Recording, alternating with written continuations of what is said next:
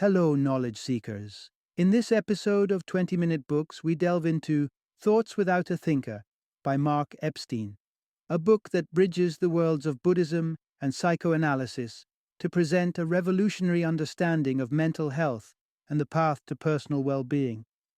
Published in 1995, this insightful work explores the healing power of meditation and mindfulness, demonstrating how these practices can soothe the mind, alleviate suffering, and offer profound insights into the nature of mental illness.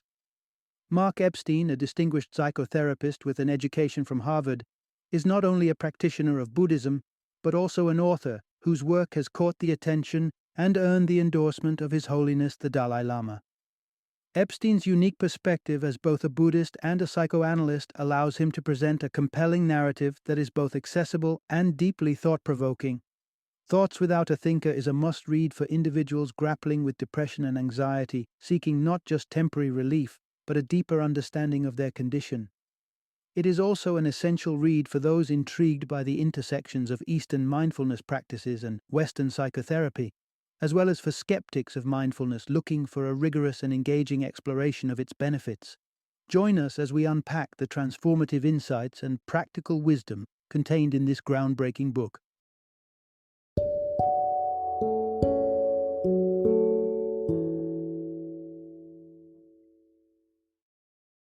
Thoughts Without a Thinker. Psychotherapy from a Buddhist Perspective. Introduction. Discover the healing intersection of psychology and Buddhism. In our relentless pursuit of self-fulfillment, we often find ourselves entangled in a complex web of happiness and success, chasing elusive concepts of the self. However, what if the very foundation of our quest is built on a misunderstanding?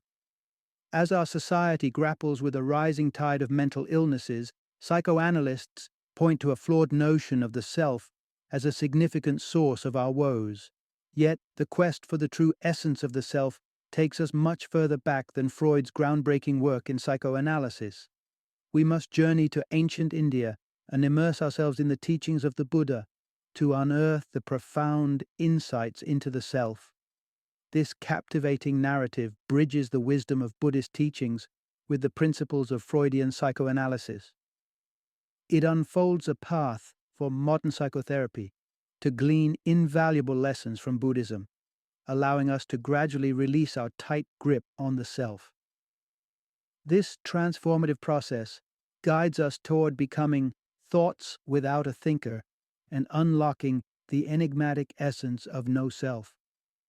Through this exploration, you will embark on a journey to enlightenment, uncovering why Westerners resemble hungry ghosts in their insatiable quest for satisfaction. Moreover, you'll discover the significance of savoring mundane moments, like the taste of toothpaste in the morning, as stepping stones to mindfulness and a deeper understanding of the fleeting nature of the self. This narrative does not merely shed light on the convergence of psychology and Buddhism. It offers a beacon of hope for navigating the complexities of the self and mental suffering. It invites us on a transformative odyssey, unraveling the intertwining paths of psychoanalysis and Buddhist philosophy, leading us toward a more liberated understanding and compassionate existence. Part 1. Unveiling the core of suffering. Desire, anger, and delusion under the lens. Imagine a world encapsulated within a wheel, a cosmic diagram that illustrates the entirety of existence. This is the wheel of life, a pivotal concept in Buddhism. At its very core, three creatures are locked in an eternal chase: a green snake, a red rooster, and a black hog. These are not ordinary animals, but profound symbols of desire, anger, and delusion, respectively, perpetually biting each other's tails, illustrating the cyclical nature of suffering. These core afflictions, dubbed the three poisons, are significant because they bind us to the realm of suffering. They cloud our capacity to realize our true nature, keeping us ensnared in the endless cycle of birth, death, and rebirth. This imagery is stark, yet it speaks volumes about the human condition, portraying the fundamental forces that drive us away from liberation and self-awareness. Interestingly, this concept of core afflictions finds a parallel in the realm of psychoanalysis introduced by Sigmund Freud. Freud's theories of Eros and Thanatos echo the sentiments conveyed by the snake and rooster of Buddhism. Eros, or the life drive, mirrors the incessant longing symbolized by the snake, pushing us towards desires and attachments. It represents the human yearning for connection, often tinged with sexual undertones, a perspective Freud emphasized, though he remained oblivious to Buddhist philosophy. Thanatos, on the other hand, is the death drive, mirroring the rooster's representation of anger. Freud viewed this drive as a deep-seated force propelling humans towards aggression and self-destruction. This concept intriguingly reflects the anger that brews within us, a testament to the presence of death in our everyday consciousness, shaping our interactions and attitudes towards confrontations. Both Buddhism and psychoanalysis spotlight these elemental forces as key contributors to human suffering. The former attributes suffering to the entrapment in desire, anger, and delusion, while the latter views repression of these innate drives as the root of psychological turmoil. As we delve deeper, we'll explore the significance of the third animal in this triad, the black hog, and unravel the mysteries of delusion it symbolizes. It's a journey that promises to bridge distant philosophies, shedding light on the universal quest for understanding and liberation from suffering. Part 2. The Illusion of the Self, Navigating Through Delusion Toward Enlightenment. At the heart of the Buddhist wheel of life, the black hog takes its place, embodying the complex concept of delusion. This concept, pivotal both to Buddhism and psychoanalysis, points to a profound misunderstanding that permeates our perception of reality, especially our perception of the self. The idea of the self, as most of us understand it, is built upon layers of illusion that obscure our true nature, leading us into a labyrinth of confusion and psychological distress. In the realm of psychoanalysis, this misinterpretation manifests in various behavioral disorders, including dissociative disorder, where an individual experiences a split personality. This divergence from reality highlights the struggle to reconcile the multiple facets of one's identity, further entangled by society's norms and expectations. Buddhist philosophy, however, approaches this dilemma from a different angle.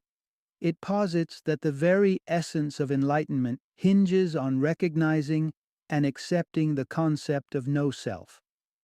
According to this perspective, the self we perceive is distinct from the ego, which serves as a mediator, navigating between our primal desires and societal pressures. Yet, beneath the surface-level ego, Buddhism teaches that there is no inherent self, an insight that becomes evident through deep meditation and is central to achieving enlightenment.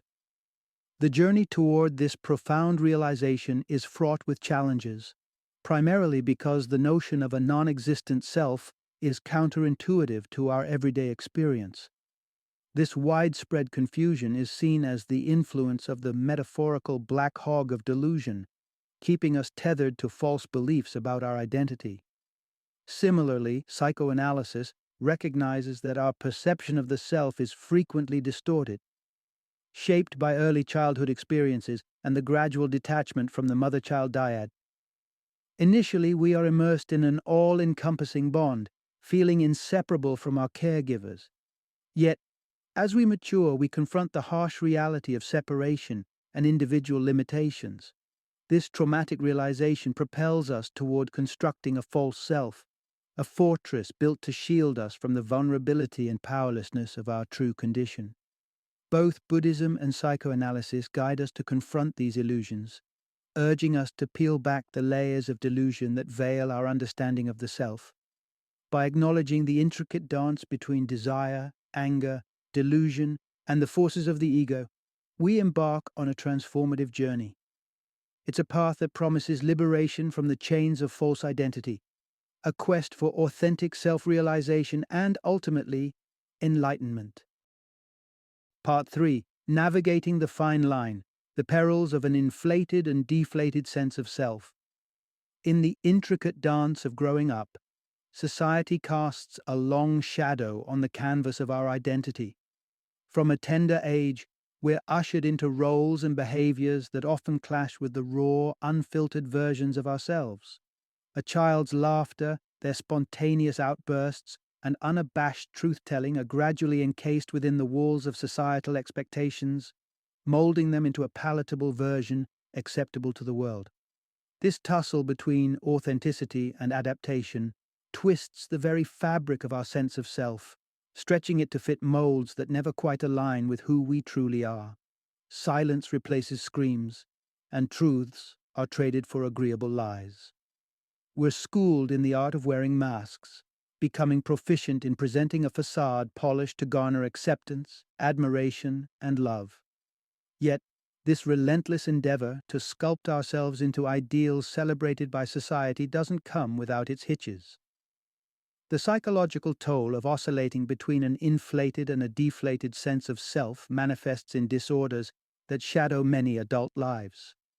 Narcissism, for instance, emerges from this chasm, characterized by an inflated sense of self, where the individual is ensnared in a web of self-centeredness and an insatiable hunger for admiration.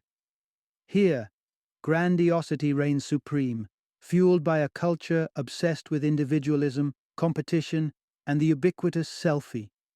However, the spectrum of self-perception doesn't end here. On the contrary, a deflated sense of self escorts us into the realms of depression, where individuals grapple with the aching void of feeling inconsequential, enveloped in nihilistic despair. This side of the spectrum is marked by a desire to disappear, to become a nonentity, reflecting an intense loathing and denial of the self. Depression further entangles individuals in a web of emptiness, alienation, and pervasive guilt, emotions that stem from comparing oneself unfavorably against others or against an unattainable societal standard. It's a stark portrayal of the destructive cycle where one's sense of self-worth is perpetually under siege, battered by external comparisons and internal criticisms, from the extremes of narcissism to the dark troughs of depression. The journey of self-evaluation reveals a delicate balance.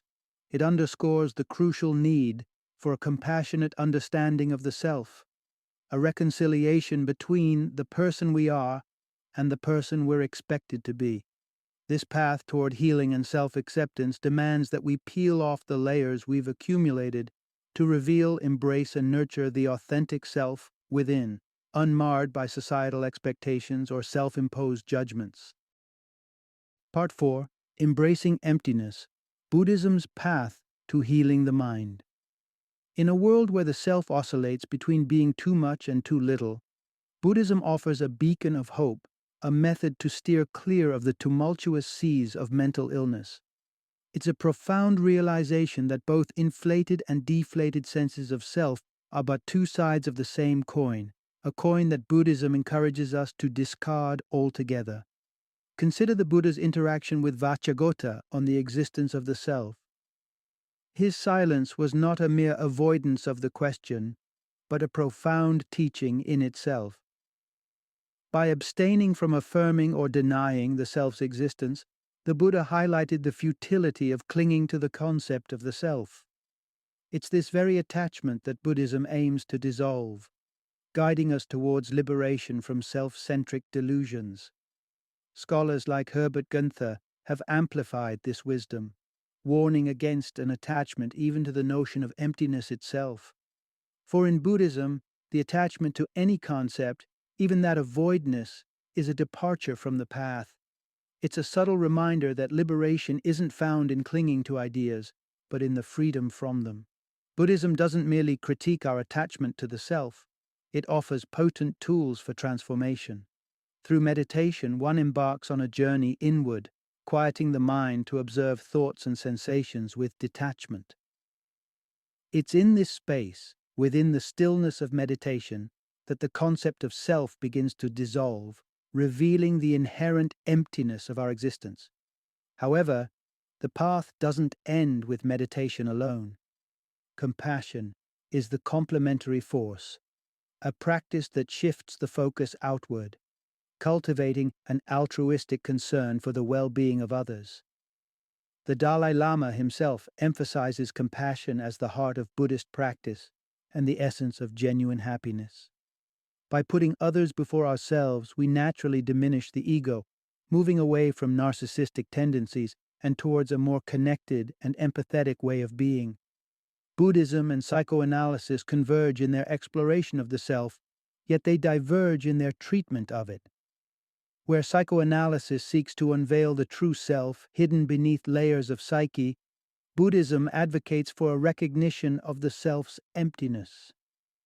By understanding and accepting this emptiness, we uncover a path to healing that transcends conventional notions of identity, offering relief from the psychological turmoil that binds us.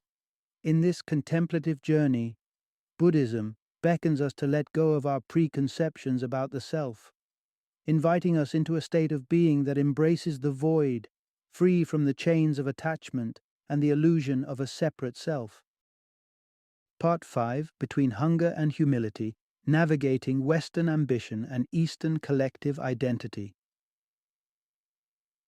In the intricate tapestry of human emotions and existential angst, the metaphor of the hungry ghosts from the Buddhist Wheel of Life offers a profound insight into the nature of suffering.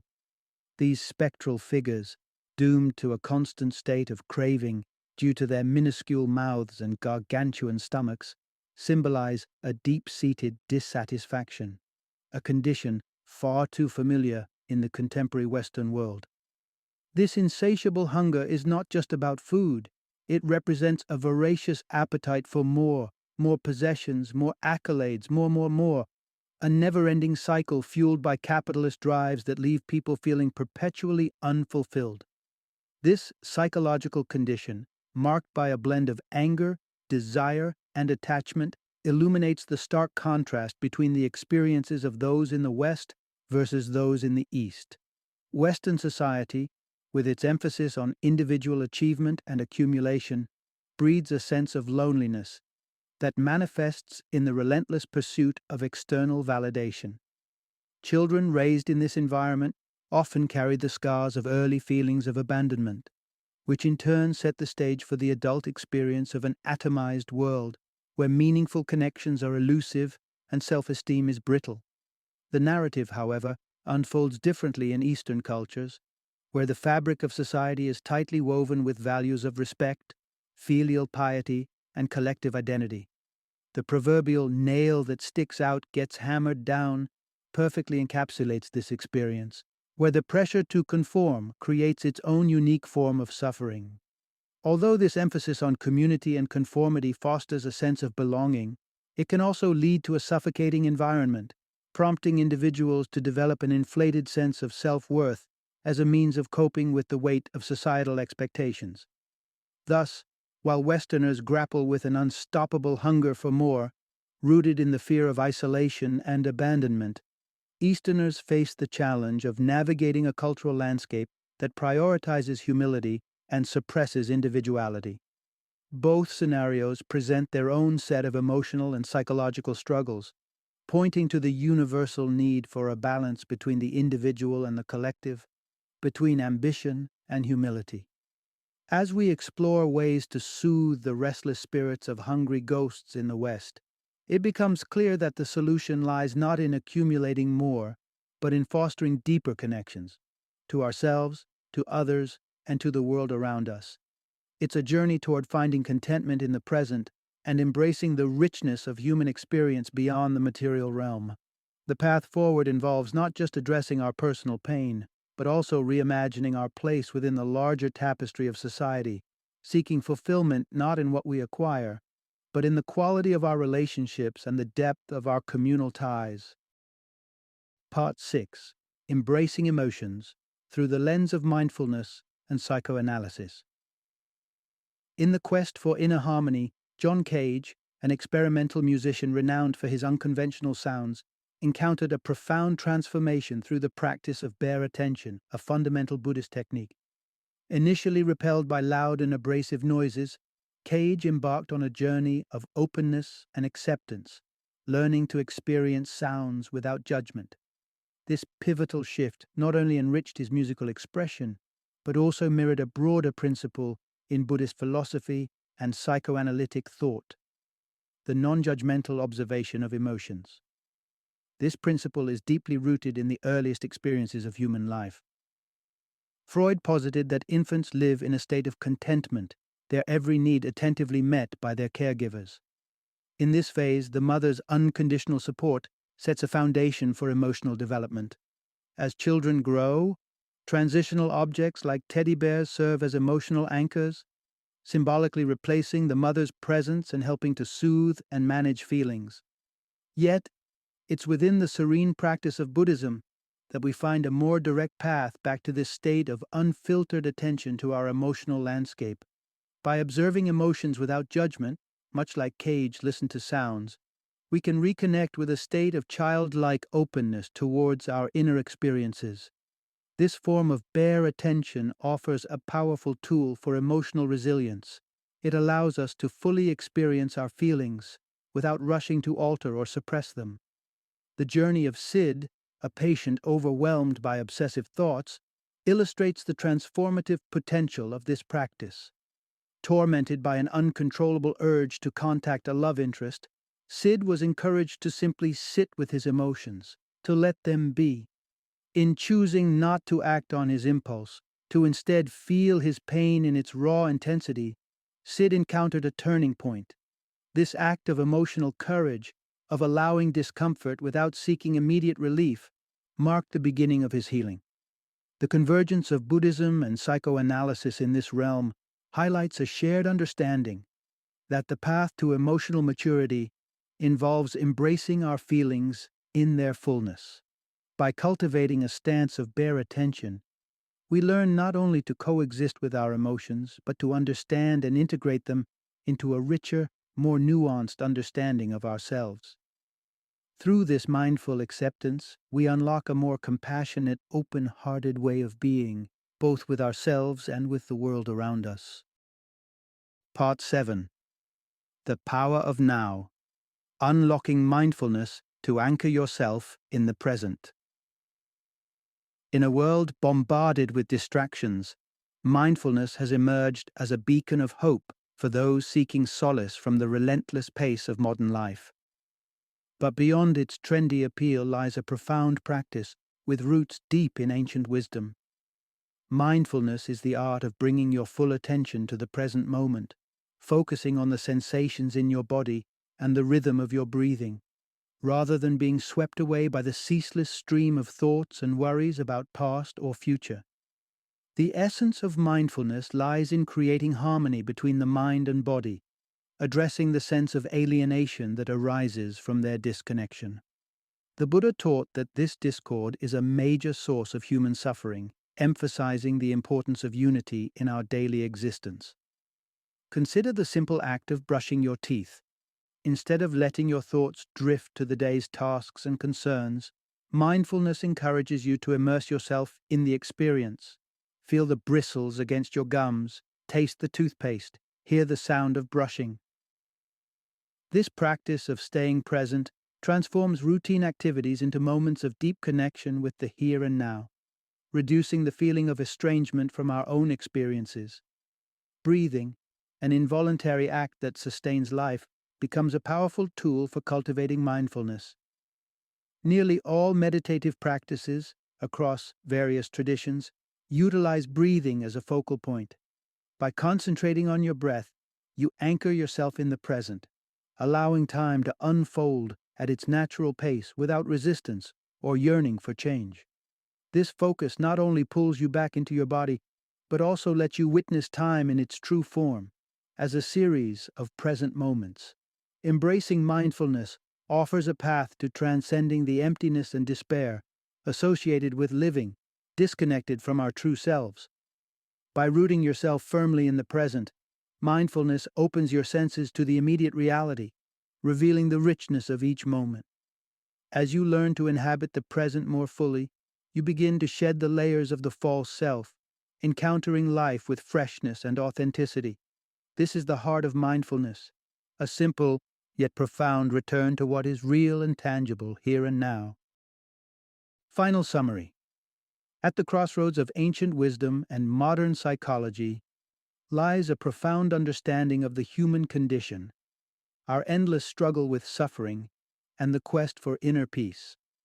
This exploration reveals that the root of much mental anguish lies in our attachment to the concept of the self, an idea deeply examined through the lenses of both Buddhism and psychoanalysis. Buddhism offers a path to liberation, suggesting that by acknowledging the illusory nature of the self, we can free ourselves from the chains of suffering. This philosophy invites us to embark on a meditative journey, fostering mindfulness and compassion, to uncover a tranquil state of being beyond our entrenched self-identities.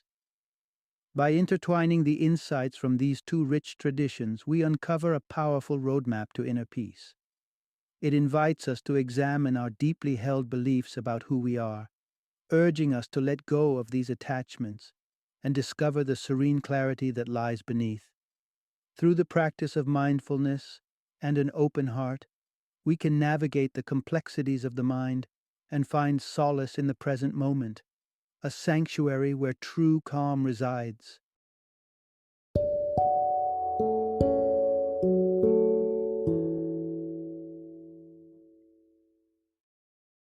Thank you for joining me today on this journey of learning and discovery as we explored the insights of another thought-provoking book in our growing library of knowledge. If you've enjoyed our time together, please take a moment to follow our podcast, give us a 5-star rating, and share 20-minute books with other knowledge seekers. Your support truly means a lot. Don't forget to join me again in the next episode, where we will delve into another enriching book. Until then, happy reading and happy listening.